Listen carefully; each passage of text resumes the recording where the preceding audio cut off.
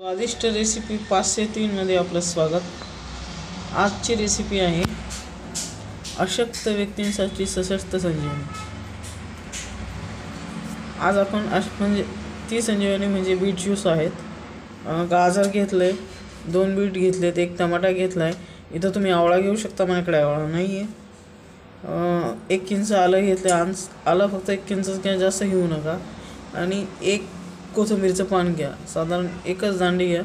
जास्त कोथिंबीर टाकली तर ती जी टेस्ट करवट लागते, त्यासाठी 1च देठ कोथिंबीर घ्यायची आणि 1 चिमूटभर मीठ, जे याच्यामध्ये बसेल इतकंच मीठ घ्यायचं।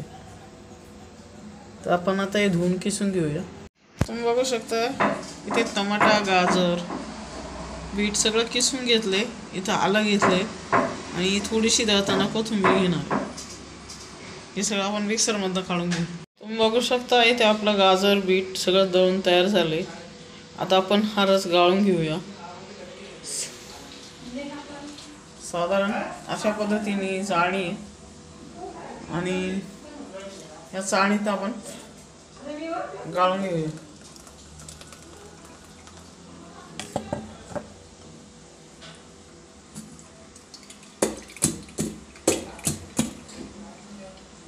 साधारण असा हाताने प्रेस करायचं आहे।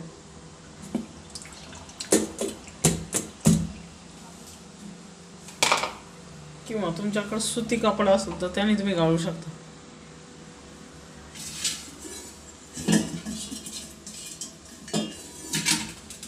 अशा पद्धतीने प्रेस करायचं आहे।